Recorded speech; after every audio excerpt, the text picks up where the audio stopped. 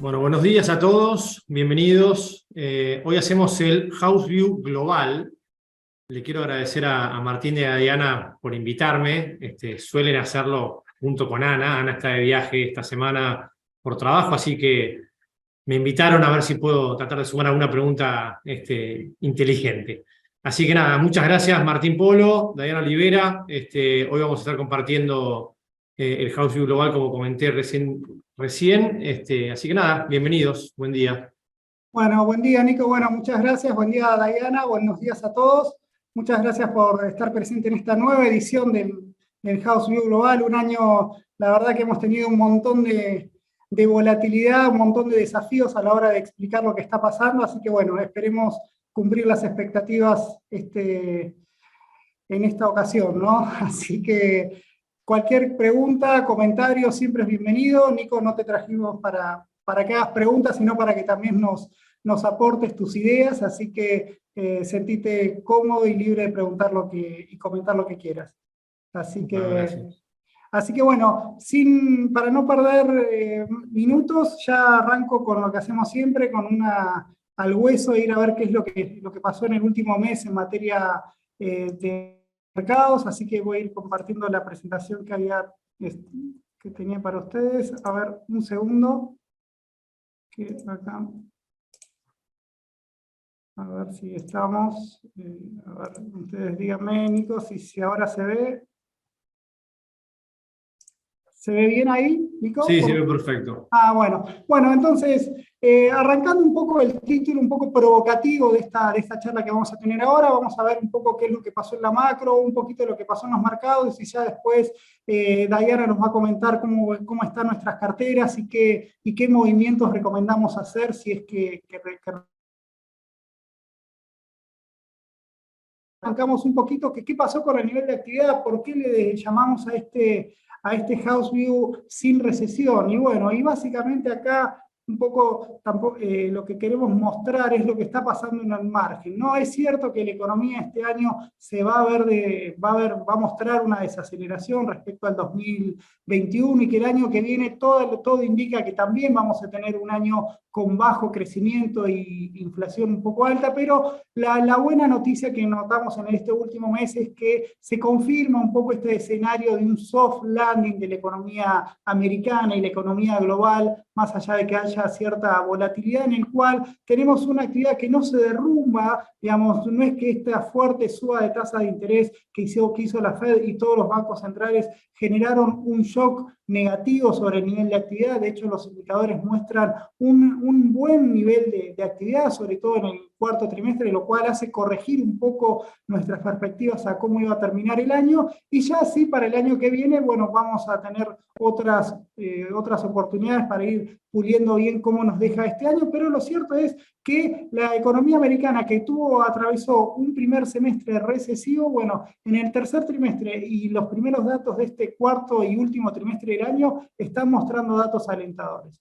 Yendo a los números, un poco tuvimos este último mes la presentación de los resultados del PBI del tercer trimestre de Estados Unidos. Recuerde que se hacen 3 estimaciones, una por mes. Esta fue la primera que se hizo en octubre y mostró que la economía, luego de haber caído a una tasa promedio del 1,1% por trimestre durante el primer semestre, en el tercer trimestre repuntó y con una suba del 2,6%. Cuando vemos esta suba estuvo explicada en gran parte por, fíjense, el muy buen comportamiento que tuvieron las exportaciones y al mismo tiempo cayeron las importaciones. Eso es lo que hace que las exportaciones netas hayan tenido una contribución muy positiva para el crecimiento. También tuvimos un repunte del gasto público luego de 5 trimestres consecutivos de caída. Un consumo que si bien afloja, fíjense, el 1,7 que creció en el primer trimestre, a un 1,4 que dio en el tercer trimestre. Ahí hay cierto enfriamiento del consumo. Y por otro lado, la gran castigada, la gran decepción, o por lo menos la gran castigada en este ciclo, que está haciendo la inversión con una caída del 5%, cuando en el primer semestre había quedado prácticamente neutral, en un contexto en el cual este 4,9 que ustedes ven ahí de caída, gran parte está explicado por el derrumbe que está teniendo la inversión inmobiliaria en Estados Unidos. Ahí lo pueden ver un poquito más en detalle cuál fue la contribución de cada uno de estos componentes. Fíjense lo que les comentaba, ¿no? Con un 14,4% de incremento de las exportaciones respecto al segundo trimestre, le aportó un 1,6 puntos al PBI. Por otro lado, la caída de 7 puntos casi de las importaciones, recuerden que las importaciones le resta al PBI, por lo tanto la contribución de esa caída le aportó al PBI otro punto de crecimiento. Por eso entre los dos tenemos que prácticamente suman 2,7 puntos porcentuales a un crecimiento de 2,6. Entonces, ¿qué es lo que me lo hizo caer para llegar a ese 2,6 que les mostré, a pesar de que el consumo también aportó un 1%, un punto porcentual? Bueno, fue la caída de la inversión que les comenté, y también la caída de los inventarios, que le restó otros 0,7 puntos porcentuales al crecimiento. Entonces, eso es un poco la foto que tenemos del tercer trimestre. Un tercer trimestre, ya les comenté, que el consumo venía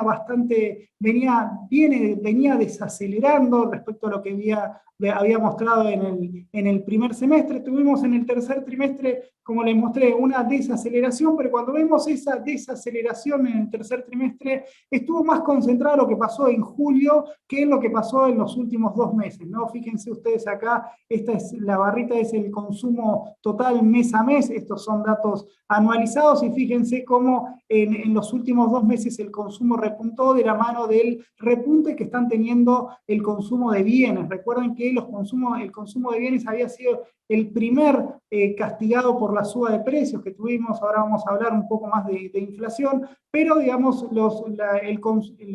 el consumo de bienes se adaptó perfectamente a esa desaceleración que tuvo la inflación en el componente de bienes, ¿no? Entonces le da repunte. Los datos, estos son a septiembre, estamos esperando los datos de octubre, pero probablemente estén en línea de acuerdo a lo que vemos con el consumo de tarjetas de crédito. No vemos un consumo que se haya derrumbado, y también vemos que ese consumo un poco se va quedando un poquito sin nafta, porque acá lo que vemos en el gráfico a la izquierda, a la derecha, es que el consumidor ya se está gastando todo, ya no tiene más ahorro de los flujos que está teniendo, ya se los gasta todo. Veníamos teniendo que durante la pandemia todo ingreso que tenía no lo gastaba, eso subía la tasa de ahorro. Bueno, ahora lo que tenemos es que esa tasa de ahorro está disminuyendo y obviamente se está volcando al consumo.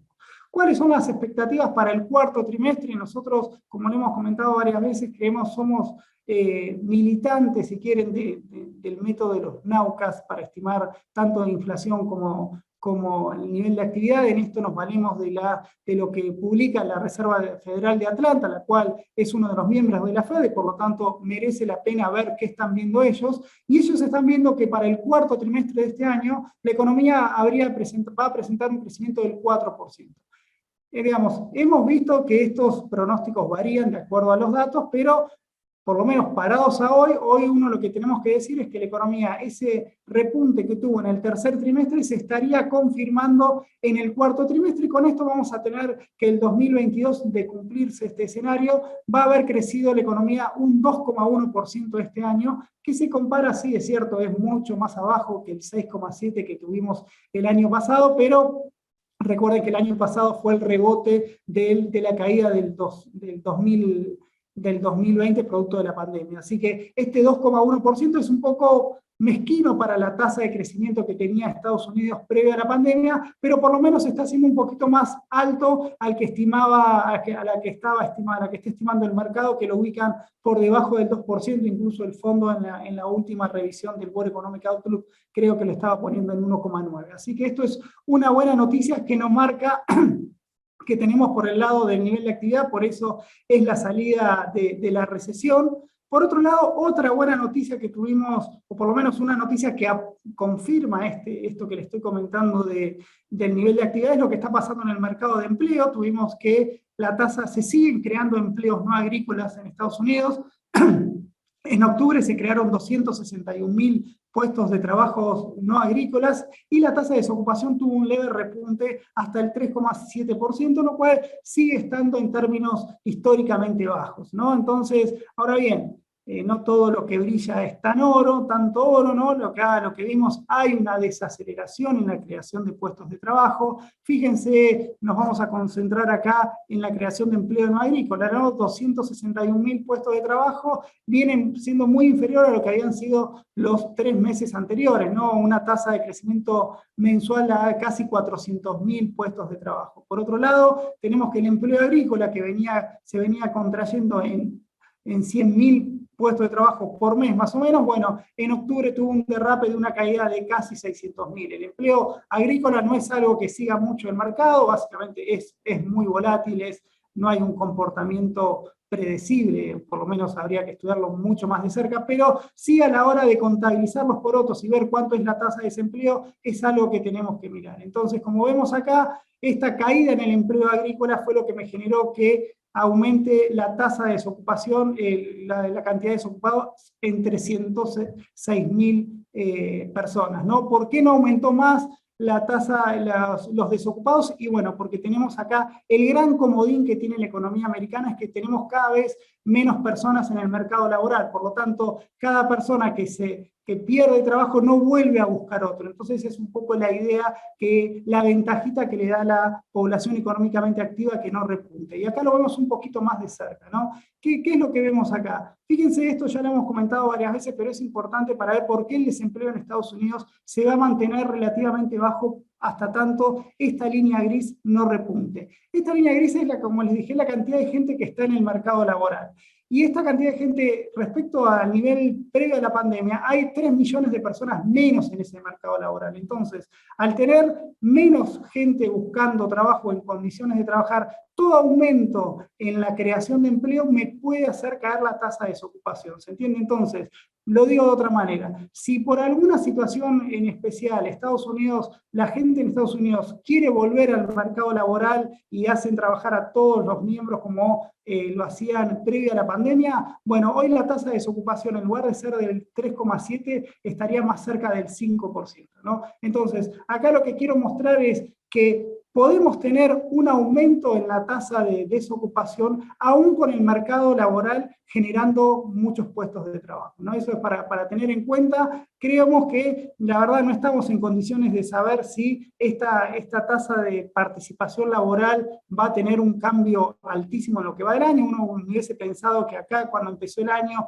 esta recuperación iba camino a los 63,3% que tenía previo a la pandemia. Nos quedamos, la verdad, ahí el americano sigue estando fuera del mercado laboral, estamos en una tendencia histórica de una caída en la tasa de la participación, y eso es lo que le permite, como les dije, que a pesar de esta desaceleración en la creación de puestos de trabajo, la tasa de desocupación se mantiene en niveles históricamente bajos.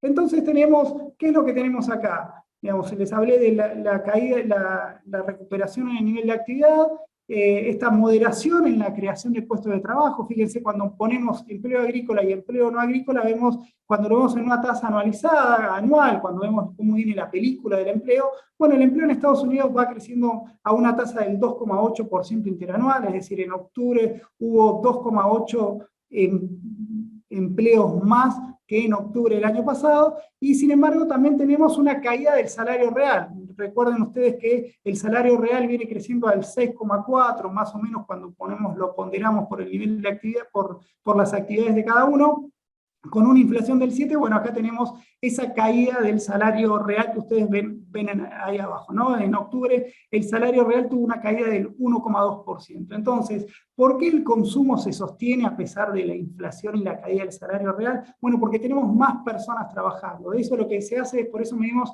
la masa salarial, entre lo que aumento más por cantidad de personas que están trabajando que por la caída en el poder adquisitivo que tienen esos trabajadores. Y eso es lo que le está dando impulso, por eso vemos que los datos del consumo no aflojan, o por lo menos están repuntando y mantienen un poco este ciclo y alejan ese escenario de estanflación que un poco amenazaba con mucha más fuerza en el segundo trimestre de este año, ¿no? Entonces, me falta la otra pata, les hablé de actividad, les hablé de empleo, vamos a ver qué pasó con la inflación.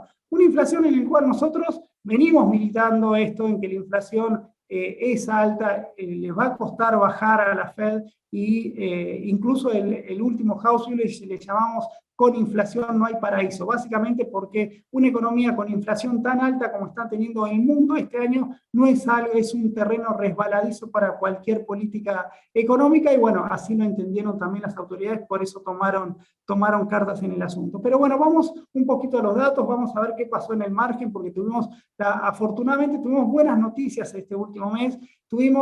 Se conoció la semana pasada, el dato del IPC general subió al 0,4%, es un poquito más alto a lo que había dado septiembre, pero quizás más bajo a las expectativas del mercado. El mercado la veía, nosotros también, ¿no? Un 0,6%, así que vino bastante por debajo de eso, y cuando miramos la interanual, acá vemos que del 9% se va alejando y va al 7,8%.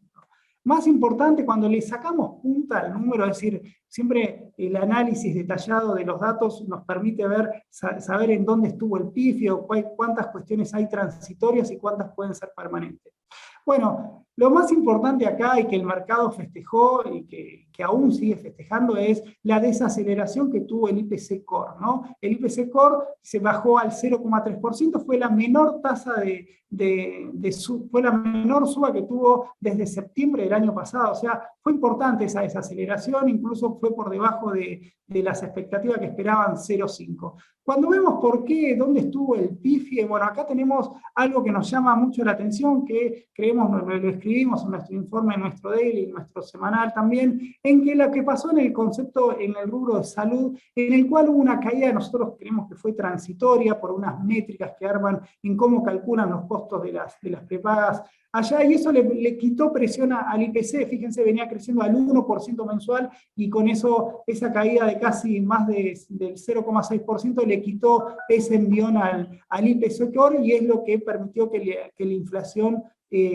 baje, ¿no? Por otro lado, tenemos lo que tenemos siempre, como digo, no hay que mirar el IPC tratando de buscar culpables y beneficiarios, ¿no? Porque hay algunos que me suben más, otros que me suben menos. Entonces, lo importante acá, vamos a tomar todas las medidas y vamos a ver qué está pasando con todos los precios. Esto después se los pasamos, pero acá tenemos todos los indicadores de precios que tiene la economía americana. Tenemos los indicadores de precios, la mediana, fíjense esto en términos interanuales, están creciendo, esto es, si agarramos todo el espectro del IPC y trazamos la mediana, donde estuvo el medio de la inflación de todos esos productos, nos está dando el 7%, fíjense, más del doble de lo que había dado en octubre del año pasado. Si sacamos las esquinas, los productos que más aumentaron para arriba y los que menos aumentaron para abajo, es decir, ese rango del 8% en cada una de las colas estadísticas, bueno, tenemos que la inflación también del 7%. Después tenemos un sticky IPC, que tiene en cuenta los precios que suelen ser menos volátiles, y también, a pesar de esos bienes que son menos volátiles, también están teniendo una inflación del 6,5%, y así podemos ir viendo cada uno de los componentes del IPC para saber que todavía estamos lejísimos de volver a tener una inflación estable de largo plazo como estima la Fed, ¿no? Acá lo vemos un poquito más claro, entre lo que se hizo, pero todo lo que falta hacer. Vamos a la parte buena. Sí, es cierto, la economía, el IPC o la inflación desaceleró de aquel pico que había tenido en el primer semestre del año, en el cual, fíjense cómo la parte de bienes, acá si quieren era la lectura del mercado de esta inflación transitoria, ahí teníamos el componente de las cadenas de valor, la falta de suministro, los commodities, todas esas cosas que generaron ruido sobre el índice de precios y que generalmente presionaron al IPC al alza. Lo que nosotros venimos militando desde hace mucho es, bueno, cuidado que también el componente servicio siempre es el último en responder y va a ser el último en bajar, y lo que sí vemos acá es que sí, que alcanzó un pico aparentemente en septiembre y estaría creciendo en términos interanuales más cerca del 7%, pero bueno, acá estamos, necesitamos que estas líneas vayan convergiendo al 2% para que la Fed esté un poquito de un comunicado un poquito más tranquilizador, ¿no? Entonces, con estos números para la Fed se le hace muy complicado poder dar un mensaje de una política monetaria un poco más laxa. Y así pasó, en el último mes a principio de mes tuvimos la reunión de noviembre en el cual la Fed volvió a hacer un ajuste fuerte de la tasa de interés, la subió por cuarta vez consecutiva en 75 puntos básicos, ya estamos en 4%, siempre estoy en la cota superior, ¿no? Recuerden, esto está entre 3,75 y 4, bueno, tomamos 4 por una cuestión de comodidad y que el mensaje quede más claro. Fíjense, de 0,25 que habíamos empezado el año, cómo la Fed despertó de ese elefante que venía siendo esta inflación, y con esta línea Bordeaux, que es la tasa de desempleo acomodada, esto le da margen para poder seguir poniendo todo su énfasis en bajar esta línea de evolución de precios. Hay ahí algunas cuestiones que no siguen el IPC, sino el PCI, que es el implícito, pero más o menos, créanme que son más o menos da lo mismo, hoy están dando un poquito más abajo que eso, pero la idea que les quiero marcar y que les venimos remarcando es que teniendo la línea Bordeaux lo más tranquila posible, y por lo que les comenté, seguramente va a estar estable para los próximos meses, es probable que la Fed siga enfocando su comunicado en tratar de bajar esa línea gris que es la evolución de la inflación. Cuando lo vemos acá en términos históricos, vemos cómo es este doble comando, digamos, todo lo que fue bueno el año pasado, que la Fed incentivando regalando plata, si me permiten el término, fíjense cómo cambió todo, ¿no? De tener tasas de interés nulas, ya estamos en el 4%, las más altas desde 2008, y el mayor ajuste de tasas en los últimos 40 años, parece un eje esa línea de suba de tasas, y por otro lado tenemos cómo va recogiendo el barrilete en cuanto a la expansión del balance que viene haciendo la Fed, que por ahora está haciendo bastante tranquilo, digamos, todavía no jugó esa ficha de retirar muchos dólares del mercado, lo que sería no dejar de comprar los bonos del tesoro, ¿no? Eso es importante porque nos mueve sobre las tasas. Entonces, ¿cuál es el veredicto del mercado en todo esto que les estoy comentando? Bueno, el mercado, recuerden que se empieza a hablar de la palabra pivot. ¿Qué es el pivot de la Fed? El pivot es cuando la Fed empieza a bajar las tasas, ¿no? Y por lo que vemos, la Fed va a seguir subiendo las tasas al menos hasta fines del primer semestre del año que viene, y ahí comenzaría a bajar gradualmente la tasa de referencia. O sea, recién el pivot llegaría el primer semestre, a principios del segundo semestre del año que viene, y vamos a seguir teniendo suba de tasas. Pero sí, lo que es cierto es que con estos últimos datos de inflación el mercado empezó a ser un poquito menos agresivo en cuanto a la política de la Fed. Fíjense cómo bajaron esa expectativa de suba de tasas para la reunión de ahora del 14 de diciembre, la bajaron, antes esperaban 75 puntos básicos de suba, ahora esperan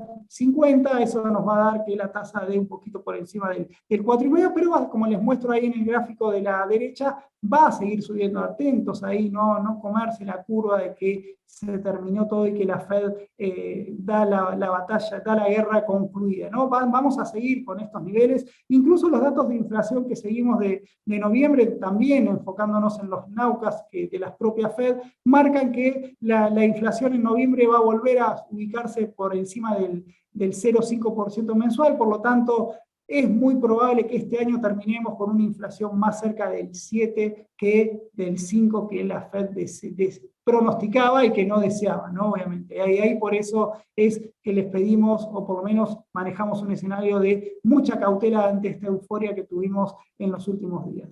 Pero bueno, el mercado, a nosotros también lo que nos importa es ver cómo reacciona el mercado, más allá de nuestras opiniones, y acá tenemos en esta duda que siempre nos planteamos, es si el mercado está exagerando el optimismo o si está bien exagerado el pesimismo en la primera mitad del año, donde la bolsa, y venimos comentando, todos los últimos house view habían tenido un derrape, el peor año de la historia, ¿no? Un año en el cual cayeron bonos y acciones, no hubo instrumentos que nos compensaran la caída de valor en nuestras carteras. materias. Entonces, ¿cuál fue el driver para que los mercados hagan esto? Un poco la conclusión de lo que les mostré anteriormente, y bueno, que las tasas de interés o los rendimientos de los bonos del Tesoro aflojaron, y eso le permitió, fíjense cómo sobre todo aflojó la tasa a 10 años, que fue la que más cayó. Con eso seguimos teniendo una inversión de la curva de los bonos a 2 años siguen rindiendo por encima de la tasa de 10 años, ese es el mercado, como les gusta ver, es síntomas de desaceleración del nivel de actividad. A mí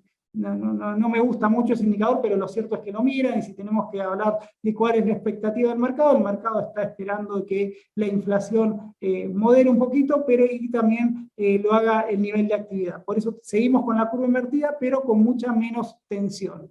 Esa mucho menos tensión también favoreció a todo el resto de los mercados, en principio porque tenemos que el dólar, fíjense cómo aflojó. Acá tenemos el euro. Obviamente que hay otra historia paralela a todo esto, que es lo que está pasando en Europa, en el cual tuvimos cierta distensión en los mercados europeos, producto de que el Banco Central subió las tasas. Tuvimos en Reino Unido un nuevo gobierno que un poco acomodó un poco esa, digamos, esa fantasía que había generado la anterior, que generó que la libra se deprecie tanto. Bueno, hay una situación un poquito más calmada, y eso favoreció a que el dólar descomprima un poco. El dólar se depreció en el último mes, y esto también le dio impulso a los commodities, como ustedes pueden ver ahí. Todos los commodities repuntaron, el petróleo un poco más zigzagueante porque tenemos los eventos exógenos a lo que es el análisis económico, que es lo que está pasando con la guerra. Ayer cayó un misil en Polonia, bueno, después dijeron que no, que se equivocaron. Bueno, es una cuestión que vamos a estar continuamente expuestos a ese riesgo, pero quedémonos con la parte buena, la parte constructiva, es que la debilidad del dólar le dio cierto impulso a los commodities, y todo este contexto permitió que el mercado hace un mes estemos teniendo un buen incremento, ¿no? Todo este combo de noticias constructivas que les vine comentando permitieron que tanto bonos como acciones hayan tenido un último mes muy positivo. La verdad que con SUBA, fíjense, acá lo tenemos, cuando lo vemos en los bonos, todos los índices de renta fija, todos subieron. Bueno, fíjense los emergentes, esto lo vamos a tocar la semana que viene cuando veamos Argentina, pero los bonos emergentes un 8,4% es lo que vienen subiendo en el año, en el mes. No les digo lo que viene el año, así no se amargan, y seguimos con esta buena onda de comentando datos positivos, pero los bonos del Tesoro fueron los que menos subieron. Básicamente los más cortos fueron los que menos sensibilidad tuvieron, básicamente porque la tasa es donde menos cayó, y sin embargo fíjense cómo todo en el resto de los índices de renta fija, todos nos aportaron, incluso los TIP. Ahora después, Diana, nos escribimos una nota sobre tanto los investment grade como los tips, están en el blog, así que los invito a que los lean. Y bueno, afortunadamente el primer raconto de votos de eso nos está dando positivo, básicamente por el repunte que tuvo la renta fija. También tuvo el repunte la renta variable. Fíjense, todos los índices volaron en el último mes. Seguimos, digamos, concentrándonos en lo que pasa en los sectores value, que son los que mejor vienen andando en el año. 13% subieron en el año, y son los que menos caen, apenas un 6% en lo que va del año, y un 13% en el mes.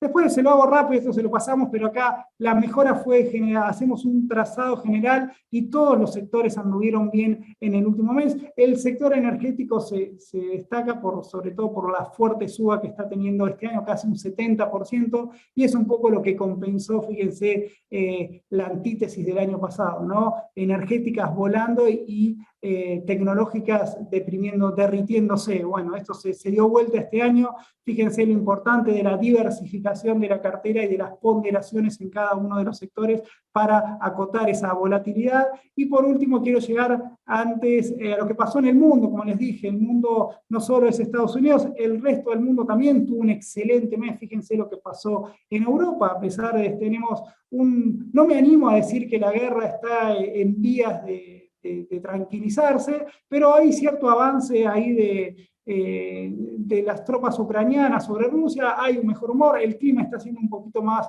benévolo allá, el precio del gas natural bajó, el Banco Central Europeo reaccionó y también los datos del nivel de actividad marcan que por ahora la recesión no está siendo tan fuerte como se esperaba, a pesar de que la inflación sigue siendo muy alta. Recién se conoció el dato de inflación en el Reino Unido y fue un 2% mensual, casi, la verdad, muy, muy fuerte cómo viene el nivel de precios, pero bueno, eso al mercado poco le importó y fíjense cómo tenemos que los índices en Europa tuvieron una suba de casi el 20% y quizás también tenemos buenas noticias en China, estas locuras que hacen de encerrar a millones de personas, bueno, esto están flexibilizando un poco esa política COVID-0 que tenían, esto obviamente mejora el nivel de actividad, mejora las perspectivas, impulsa la demanda de commodities también, así que eso permitió también al mercado chino recuperar un 13%, y América Latina, que fue nuestro gran caballito de batalla en este último año, producto de la suba de los precios de los commodities, y también porque fueron quizás los adelantados a la hora de subir las tasas de interés mucho antes que los mercados emergentes. Bueno, este último mes fueron un poquito los menos lúcidos, y en esos menos lúcidos tenemos acá también nuestro caballito de batalla que había sido Brasil. Bueno, nuestro amigo Lula tuvo algunas declaraciones poco felices que eso trajo un poco de tensión al mercado. Brasil apenas subió un 1% en el último mes y acumula una suba del 10% en lo que va del año, sigue siendo, pero fíjense todo el resto de América Latina, incluso nosotros, qué buen último mes tuvimos. Tenemos el caso de México, obviamente anclada a lo que pasa en Estados Unidos, tuvo una suba del 19% en el último mes. Chile, fíjense toda la volatilidad que tuvo Chile en todo el año. Bueno, parados a hoy estamos un 18% por encima a lo que estábamos a principios de año. Lo mismo pasó con Perú. Bueno, Colombia, el amigo Petro parece que mucho no pudo hacer, y la caída de lo que va del año es del 26%, aunque en el último mes tuvo una suba del 7%. Así que con esto yo voy cerrando un poco acá el cuadro que ponemos siempre, en el cual vamos confirmando nuestro escenario. Nos sentimos muy seguros en este escenario de soft landing por lo pronto, hasta que la realidad nos demuestre lo contrario. Acá tenemos la ventaja de todos los meses estar sentados acá y ir comentándole lo que vamos viendo. Por eso creemos que las tasas de interés van a seguir subiendo. Acá el mercado va a ir zigzagueando en cuanto a la expectativa de suba de tasas, pero no vemos que la Fed se quede quieta, y tampoco vemos que la vaya a empezar a bajar recién. Creemos que, lo hablábamos recién con el equipo, para que la inflación baje al 2%, ni siquiera la Fed lo está estimando para el año que viene. De hecho, necesitaríamos que la inflación, esa inflación mensual que tenemos más o menos en 0,5 por mes, bueno, me baje al 0,2 por mes. Y eso por ahora falta mucho, y por eso creemos que la Fed no le va a sacar el pie del freno en ese sentido. Así que bueno, Nico, Diana, no sé si yo ya les hablé mucho, no sé si tienen alguna consulta, algo que queramos debatir. Yo quizás hacerles una pregunta y por ahí darle la introducción para que Diana nos comente un poco sobre el portafolio. Entrando en esta época del año, generalmente tenemos el rally navideño, de Papá Noel, no sé, le ponen distintos nombres, pero básicamente el último mes y medio, muchos de los fondos que tienen el año ya cerrándose empiezan a posicionarse empiezan a plantear las posiciones para el año siguiente. ¿Podemos esperar que este rally continúe? ¿De qué depende de que esto suceda? ¿O vemos que todavía es un poco vulnerable la situación? Mira, Nico, yo todas esas hipótesis de cómo esos análisis, creo que este año tiró por la borda todos esos análisis de que cuando empieza el verano en Europa, suben los mercados porque se van de vacaciones. Es como que rompió todas las reglas este año.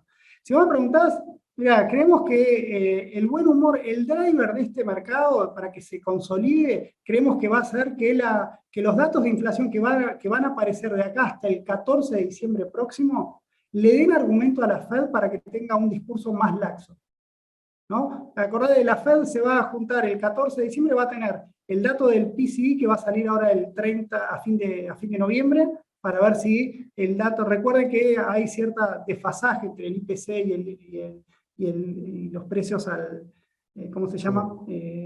Ay, no me sale. Bueno, y precios implícitos al consumo, digamos, eso, recuerden, previo a la semana previa a conocerse el IPC, pasó hace un montón, pero ese dato dio muy por encima de lo esperado y eso el mercado reaccionó muy negativamente. Así que necesitamos que se vayan consolidando ayer salió el dato de inflación mayorista, que también dio por debajo de lo esperado. Entonces necesitamos otra sorpresa positiva en los datos de inflación como para que le den algo de argumento a la Fed, como para levantar un poco, ser un poquito más laxo. Hoy tuvimos, por ahora, los comentarios de la Fed, de todos los miembros que votan, tuvimos algunos que son un poco más contemplativos y otros mucho más combativos con la tasa de inflación. Así que, Nico, si me preguntás, yo seguiría, creemos que esto hubo una sobrereacción, digamos, creemos que lo que pasó en estos últimos días fue una sobrereacción a un dato que fue bueno, pero no tan bueno como para decir que ganamos la guerra, ¿no? Esto es como decir, que sería, no es la mesa de Necochea, si querés, pero, digamos, puede ser un dato que necesitamos confirmarlo. Pero bueno, los animal spirit se mueven con velocidad, así que si vos me preguntás a tu respuesta concreta, yo creo que el driver va a ser los datos de inflación que se conozcan en este último mes. Y otra cosa que yo sumaría es todo el tema de la temporada de balance. Sí, el mercado no sé cuánto está preciando los resultados de la temporada de balances. La tasa de ganancias está proyectada para el tercer trimestre en un 4% contando el sector energético y en negativo a 3% sin contar el sector energético, que es el peor resultado desde el tercer trimestre del año 2020, ¿sí? Y se espera un menor crecimiento para el cuarto trimestre del año, con lo cual, y eso va en línea con un octubre que promedió una suba de 10% para todos los sectores. Entonces, no sabemos cuánto el mercado está apreciando los resultados débiles que está teniendo la temporada de balances, es para este trimestre y para el trimestre del año siguiente, para el último trimestre del año, con lo cual consideramos que recomendamos ser cautos, no solo por los datos económicos, sino por los datos que están mostrando las empresas hoy en día. Y después, para seguir un poco y comentarles cómo nos estamos posicionando respecto al portfolio. No sé si ustedes lo pueden ver ya. Sí, se ve perfecto. Perfecto. Bueno, mostrarles un poquito cómo nos estamos posicionando respecto a las distintas regiones, a los distintos sectores. En base a las regiones, continuamos subponderados en todo lo que es Europa y todo lo que es China. Creemos que para el lado de Europa, todo lo que es la crisis energética, el conflicto geopolítico y la inflación que todavía se mantiene en valores históricos, va a llevar a que el Banco Central Europeo continúe con la suba de tasas, proyecta todavía varias subas de tasas de 50 puntos básicos. Por esta razón, no creemos que Europa muestre proyecciones de crecimiento durante el año siguiente, lo cual nos mantenemos subponderados en todo lo que es la región. Y lo mismo en China. China, además de que el mercado inmobiliario no muestra señales de mejora, todo lo que es la política cero COVID, a pesar del levantamiento parcial que tuvo algunas medidas la semana pasada, todavía sigue impactando fuertemente en el crecimiento, por lo que no vemos de momento entrada al país, igualmente estando pendientes a todo lo que sea modificación de este tipo de políticas. Por otro lado, nos mantenemos neutrales en todo lo que es emergentes y Latinoamérica.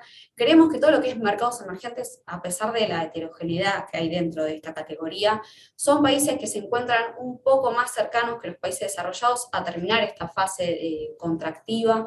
Entonces puede tener de cara al mediano plazo una mejor oportunidad, igualmente siendo cautos y teniendo en cuenta que son mercados que se ven fuertemente golpeados en un contexto de subatasas, con lo cual puede tener volatilidad en el corto plazo. Por otro lado, sí nos mantenemos un poco más overweight en todo lo que es Latinoamérica, porque creemos que Latinoamérica tiene además el beneficio de que no tiene conflictos geopolíticos, a diferencia de como sí puede estar pasando en los sectores asiáticos, como Taiwán, y además viene rezagado después de la caída que tuvo en el momento post-pandemia, lo cual ponemos un poco más de fichas ahí. De hecho tenemos una proporción de la cartera en el ETF de Latinoamérica, especialmente en países como pueden ser Brasil y México, a pesar del rezago que tuvo Brasil en el último mes. Pues por otro lado, pasamos un poco a todo lo que es renta fija. Todo lo que es renta fija nos mantenemos en todo lo que son activos de mayor calidad, como son los bonos de tesoro y los bonos investment grade. Como bien decía Martín, en un escenario de soft landing, que es lo que nosotros planteamos actualmente, la suba de tasas se va a mantener. Esto lleva a generar una mayor volatilidad y entonces consideramos que lo que son activos de mayor calidad pueden verse menos afectados. Cabe destacar también las tasas que están marcando, dada la caída que tuvieron los bonos investment grade en lo que va el 2022, que tuvieron una mayor caída en relación a los bonos más riesgosos, a los high yield. Esto los volvió un poco más atractivos y actualmente dan tasas entre el 5 y un 7%.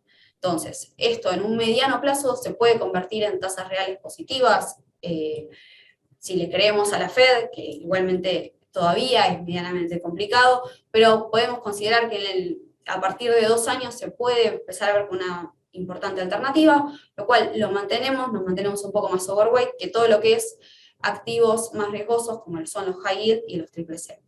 Por el lado de los tips, nos mantenemos neutrales, pero sí redujimos en parte la tenencia que nosotros tenemos en nuestra cartera. Estos son activos que dependen de la inflación implícita que evalúa el mercado, las expectativas implícitas y las tasas nominales.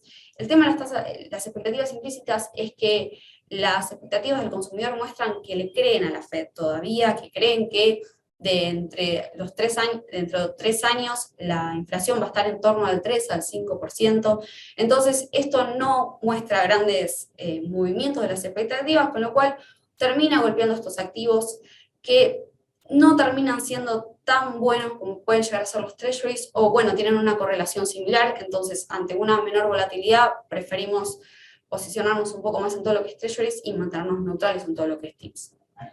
Pues por último, por el lado de la renta variable, bueno, al igual que con la renta fija, nosotros seguimos manteniendo una estrategia defensiva, consideramos que el escenario soft landing puede seguir golpeando todo lo que es la renta variable, entonces vemos mayor oportunidad en todo lo que son sectores como el de salud, el de utilidades y el de consumo defensivo.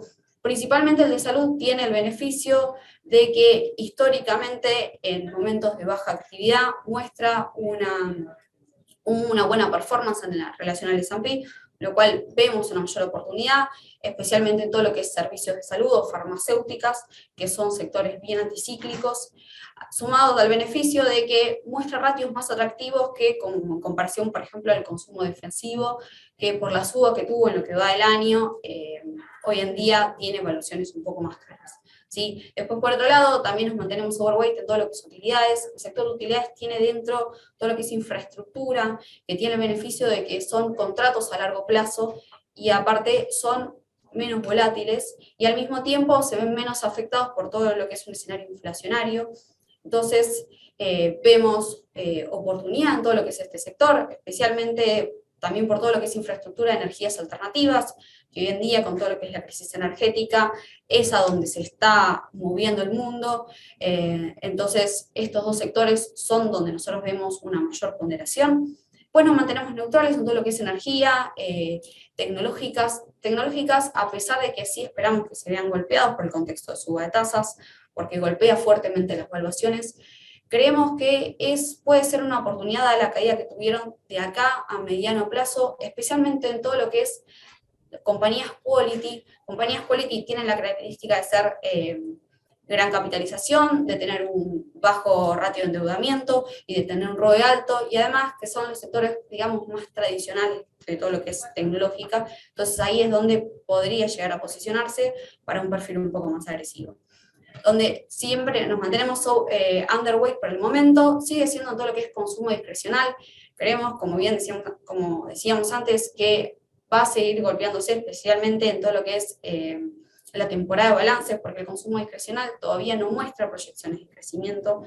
Además, sumado a que con una demanda un poquitito menor, está generando un aumento de inventarios que hace que las ventas se tengan que hacer a menores valores, entonces eso termina golpeando las ganancias, por lo que es el sector donde por el momento no recomendamos posicionarlos. Lo mismo el real estate, consideramos que el contexto de suba de tasas va a seguir afectando los créditos hipotecarios porque encarece estos tipos de créditos, entonces termina golpeando el sector. En base a ese balance, bueno, acá tenemos un poco todo lo que es la ponderación de nuestra cartera en relación al S&P. Como les comentaba antes, nosotros tenemos una mayor ponderación en todo lo que es sectores defensivos, entonces tenemos un mayor porcentaje en todo lo que es consumo defensivo, utilidades, y un menor porcentaje del S&P que todo lo que es consumo cíclico. Y acá es el rendimiento de la cartera. Bueno, como bien comentaba Martín, el último mes tuvo una recuperación, y la recuperación vino principalmente de la mano del sector tecnológico y todo lo que es sector quality, que fueron donde tuvieron el mayor impulso. Acá lo pueden ver bien, todo lo que es el último mes. Igualmente, en lo que va del año, la mejor ponderación la viene teniendo la TAM, que es el sector que viene creciendo un 9,2%, que es donde nosotros vemos mayor crecimiento de mediano plazo. Diana, tengo dos preguntas, una Sí. respecto a la renta fija y la otra respecto a los comportamientos del consumo por ahí o del empleo en la renta variable. Respecto a renta fija, vos comentabas que por ahí es conveniente empezar a ver o a seguir invirtiendo, perdón, en productos investment grade o de seguros. Sí.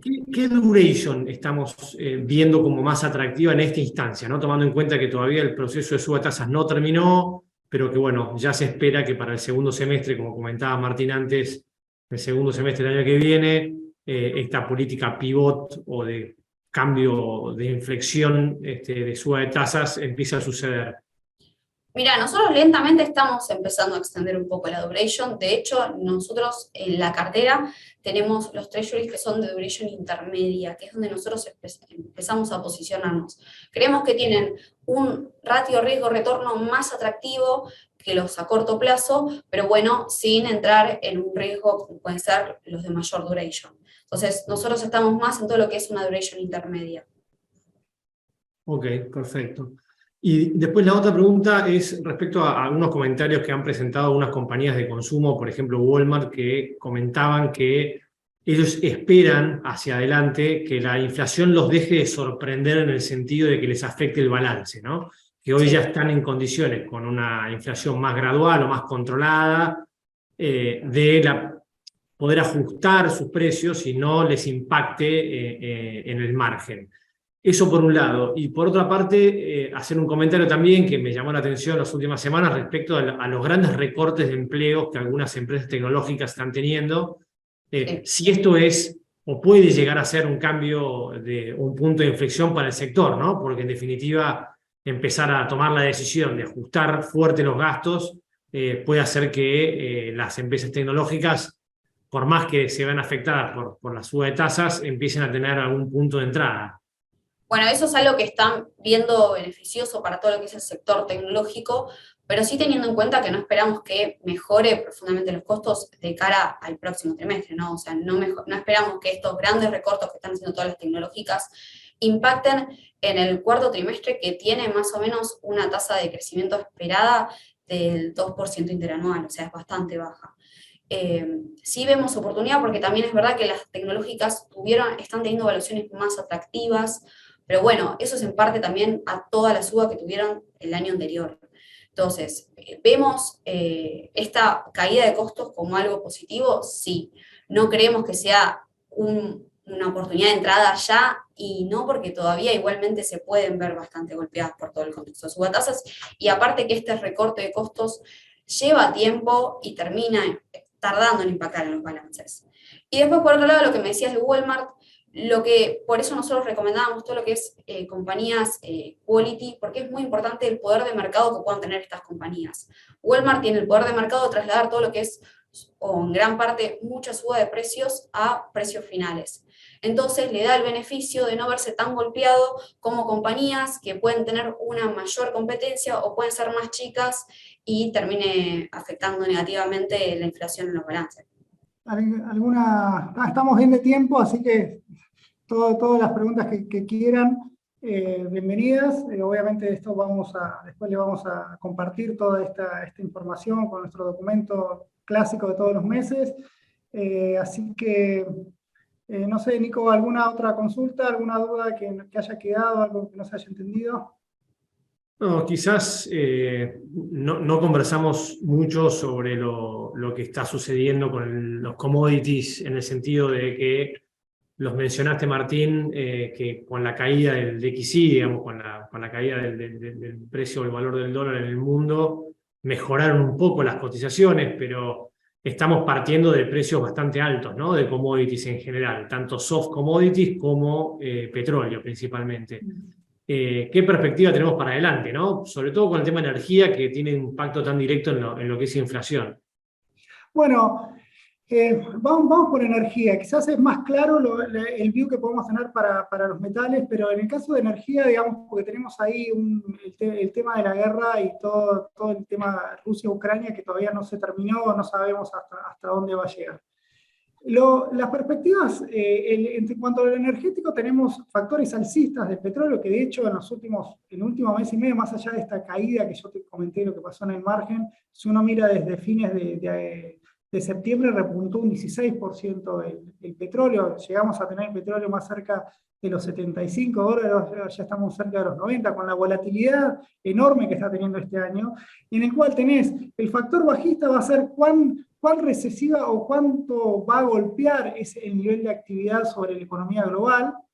Y después por el lado alcista va a ser, bueno, la oferta cómo va a reaccionar. Nosotros hoy estamos viendo que la OPEP está cruzada de brazos, no quiere saber nada con aumentar la cuota de producción, y eso obviamente le pone un piso más alto a los precios. Y por otro lado, como lo fui diciendo en la charla, el escenario recesivo de caída del nivel de actividad por ahora no se está suavizando. Es cierto que, digamos, en el caso de China las perspectivas son para que el año que viene crezca menos, pero bueno, en el margen está creciendo más, aumenta la demanda de commodities, y ese no crack que hubo de la economía, de la demanda global, le está dando a los commodities esa recuperación de los precios que habíamos perdido allá por el tercer trimestre. Recordad que en un momento de agosto ya los precios de los commodities habían vuelto a nivel preguerra.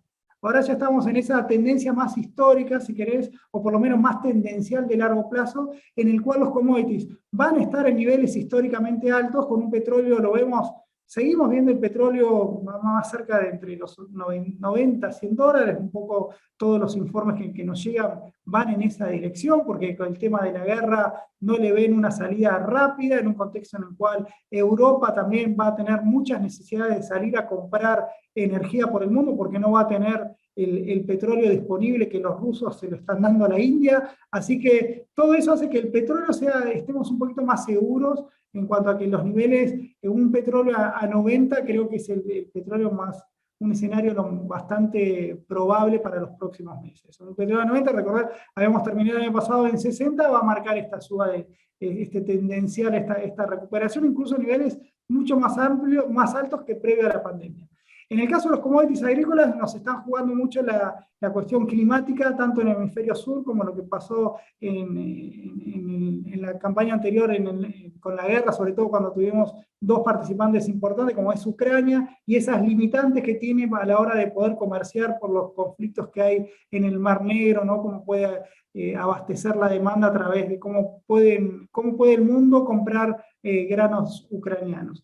Así que por ese lado tenemos ese impulso sobre el precio del trigo, en el cual también Argentina, si bien no es el principal productor y perdió mucho terreno en ese mercado, la sequía juega mucho juega en toda la demanda global, y tenemos precios agrícolas que van a estar en niveles por el lado de la oferta con presión alcista. Y un dólar que, como vimos, parecería ser que lo mejor del dólar ya pasó. Digamos, nosotros hemos tenido un salto, una revaluación muy rápida del dólar, básicamente porque la Fed picó en punta y el Banco Central Europeo estaba dormido. Bueno, ahora tenemos un Banco Central Europeo mucho más activo, las tasas en Europa se hicieron mucho menos negativas que lo que estaban, eso achicó la distancia y eso le dio un poco de soporte al euro, y eso, a medida que el euro se fortalece, le da más impulso a los commodities agrícolas. En el caso de la soja particular, es el que más depende de la evolución del euro, porque son los principales demandantes de compradores de soja a través de la harina de soja. Y finalmente los metales, ahí somos los que le vemos menores perspectivas, básicamente porque son los que mejor acompañan el ciclo global. Y más allá del repunte que estamos teniendo en el corto plazo y que digamos, la expectativa es cuando tracemos la película de estos últimos años, el año que viene la economía mundial va a crecer menos y eso seguramente los precios de los metales que son más procíclicos que todo, sobre todo el cobre, tienen más para mantenerse en estos niveles actuales, que si bien son altos, no le vemos mayor impulso a futuro, más allá de los problemas de oferta que puede haber con la necesidad de recomponer stock en algunos metales como en aluminio, ¿no? Buenísimo, gracias. Y ahí, por ahí darle pie a Dai, que hay un par de preguntas de tips. Ella escribió una nota hace poquito de eso, de si es conveniente o no en estos términos entrar. Ahí nosotros comentamos que redujimos un poco la posición y alguna sugerencia de bonos corporativos. Bueno, con respecto a tips, creo que vi la consulta, una de las preguntas era con una break-even de 2,4 si entramos o no. El tema de los tips es que, a ver, convengamos que en un contexto de suba de tasas se ven fuertemente golpeados, o sea, son activos muy volátiles y dependen mucho de las expectativas de inflación. Todo esto igualmente está en la nota, para todos los que lo quieran leer. Y con unas expectativas de inflación que dentro de 5 años están en torno al 2 a 3%, no se vuelven tan atractivos como sí pueden ser, por ejemplo, los treasuries, que tal vez hasta marcan una menor volatilidad para el mismo periodo. Entonces, nosotros mantenemos igualmente un 5% de la cartera en TIPS en caso de que esta inflación se mantenga en las expectativas, supere las expectativas, pero por el rendimiento que tuvieron a lo largo de este año, que fue con una inflación histórica, no los estamos viendo tan atractivos, es una realidad. Claro, para dejar de reforzar ese punto, tengan en cuenta que este año vamos a tener inflación del 8% y los TIPS cayeron un 15%. Bueno, o sea, no fue esa, cayeron lo mismo un poco el punto que menciona Diana también es, no se comportaron de una manera diferente a los otros bonos no indexados, ¿no? Entonces ese es el punto, digamos, tienen algunas desventajas que son menos líquidos, tienen mayor volatilidad, entonces, dado que se comportaron de una forma muy similar a los bonos sin ajuste, preferimos reducir un poquito esa exposición, básicamente porque las expectativas no reaccionaron a tanto. Si este año las expectativas de inflación se hubieran comportado con lo que estaba pasando, ¿no? Tengan en cuenta, si la expectativa de inflación se iba al 5 o 6%, la suba de la tasa nominal no compensaba para ganarla la inflación, ¿se entiende? Entonces, la tasa de interés real esperada se hubiese derrumbado y con eso hubiesen aumentado los precios de los TIPS. Pero en este contexto en el cual el mercado le va creyendo al ajuste nominal de tasas, es como que ahí pierde un poco sentido. No es que pierde sentido, pierde atractivo respecto a un bono más clásico, ¿no? Perfecto. Entonces, por ahí, resumiendo, vemos buen momento de posicionamiento en bonos investment grade o de buena calidad, en un plazo intermedio.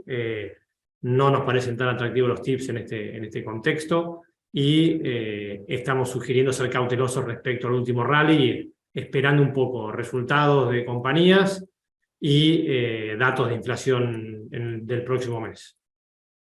Así es. Y que no tengamos ningún susto con indicadores de nivel de actividad, ¿no? Eso siempre lo vamos a ir comentando, pero no tenemos indicadores muy sensibles que estamos esperando datos, vamos a ver las ventas minoristas de ahora de octubre, probablemente hayan salido bien, de acuerdo a los datos que tenemos de consumo de tarjetas de créditos, con el Black Friday que anduvo bien, así que en ese sentido no esperamos una sorpresa negativa, o sea, tenemos para mirar el mundial con datos, sin expectativa de datos muy negativos. Perfecto, a 4 días, solo a 4 días. A 4 días, sí. Bueno, buenísimo. Bueno, no sé si quieren hacer algún otro comentario más, Diana o Martín. No, por mi parte, muchas gracias. Gracias, Nico, por el debate. Y bueno, Diana, como siempre, muchas gracias. Y al resto nos veremos dentro de un mes. A ver que ya mirando el 2023 un poquito más de cerca, ¿no? Bueno, muchas gracias a ustedes. Muchas gracias.